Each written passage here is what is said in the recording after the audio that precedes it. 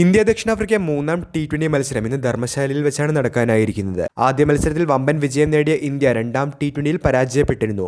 5 മത്സര പരമ്പരയിൽ ഇരുവരും 1-1 ഇപ്പോൾ ഒപ്പത്തിലാണ്. മൂന്നാം നമ്പറിൽ ഇറങ്ങുന്ന ക്യാപ്റ്റൻ സൂര്യകുമാർ യാദവിന്റെയും ഓപ്പണറായി ഇറങ്ങുന്ന വൈസ് ക്യാപ്റ്റൻ ശുഭ്മാൻ ഗില്ലിന്റെയും മങ്ങിയ ഫോം ഇന്ത്യക്ക് തലവേദനയാകുന്നുണ്ട്. 2 മത്സരങ്ങളിലും ഗില്ലിന് 2 അക്കം കാണാനായി സാധിച്ചിരുന്നില്ല.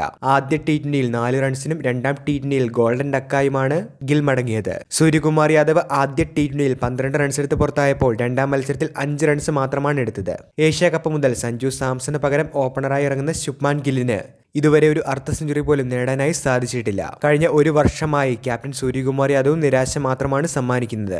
ആദ്യ മത്സരത്തിൽ മുൻനിര തകർന്നടിഞ്ഞപ്പോൾ ഹർദിക് പാണ്ഡ്യയുടെ ബാറ്റിംഗ് മികവാണ് ഇന്ത്യയെ ഭേദപ്പെട്ട സ്കോറിലേക്ക് എത്തിച്ചത്. ഓപ്പണർ സ്ഥാനത്ത് 3 സെഞ്ചുറികളുള്ള സഞ്ജു സാംസണെ ഗില്ലിന് പകരം കളിപ്പിക്കണമെന്നുള്ള ആവശ്യം ഉയരുന്നുണ്ടെങ്കിലും മൂന്നാം മത്സരത്തിൽ ടീമിൽ മാറ്റങ്ങൾ ഉണ്ടാകുമെന്നുള്ള റിപ്പോർട്ടുകൾ കാണുന്നില്ല. ഗില്ലിന് ഓപ്പണർ സ്ഥാനത്ത് സ്ഥാനമുറപ്പിക്കാൻ വീണ്ടും അവസരം നൽകാനാണ് എല്ലാ സാധ്യതകളും. ഇതുമായി ബന്ധപ്പെട്ട പ്രതികരണങ്ങളും കഴിഞ്ഞ ദിവസം കോച്ച് റിയാൻടൺ ഡോഷാറ്റ് പ്രതികരിച്ചിരുന്നു. ബോളിംഗിൽ കുൽദീപ് യാദവിനെ പ്ലേയിങ് ലെവലിൽ കളിപ്പിക്കണമെന്നുള്ള ആവശ്യം ഉയരുന്നുണ്ടെങ്കിലും ആദ്യ മത്സരത്തിൽ ബോളർമാരെല്ലാം മികവ് കാട്ടിയതിനാൽ തന്നെ അതിനുള്ള സാധ്യതകളും കുറവാണ്. 8ാം നമ്പർ വരെ ബാറ്റിംഗ് ഉറപ്പാക്കുക എന്ന് തന്നെയാണ് ടീം കോമ്പിനേഷനിൽ ഇന്ത്യൻ ടീം മാനേജ്മെന്റ് പുലർത്തുന്ന സമീപനം. സഞ്ജു സാംസണെ പ്ലേയിങ് ലെവലിലേക്ക് എത്താനുള്ള സാധ്യതകളെല്ലാം തന്നെ അടച്ചുകൊണ്ട് കഴിഞ്ഞ ദിവസം കോച്ച് റിയാൻടൺ ഡോഷാറ്റയുടെ പ്രതികരണവും എത്തിയിരുന്നു. വിക്കറ്റ് കീപ്പർ റോളിൽ ജിതേഷ് ശർമ്മ നല്ല രീതിയിൽ തന്നെയാണ് കളിക്കുന്നത്. ഗില്ലിന്റെയോ സൂര്യകുമാർ യാദവിന്റെയോ പ്രകടനങ്ങൾ 1-2 മത്സരങ്ങളിലൂടെ മാത്രം വിലയിരുത്തുന്നത് ശരിയല്ല എന്നുള്ള ഒരു പ്രതികരണവും ഇന്ത്യൻ ടീം മാനേജ്മെന്റിന്റെ ഭാഗത്തുനിന്ന് വന്നിട്ടുണ്ട്. സഞ്ജുവിനെ പ്ലേയിങ് ലെവലിലേക്ക് എത്താനുള്ള ഒരേ ഒരു സാധ്യതകൾ പറയപ്പെടുന്നത് ശിവം ദുബെയ്ക്ക് പകരം അദ്ദേഹം പ്ലേയിങ് ലെവലിലേക്ക് എത്താനുള്ള സാധ്യതകൾ മാത്രമാണ്.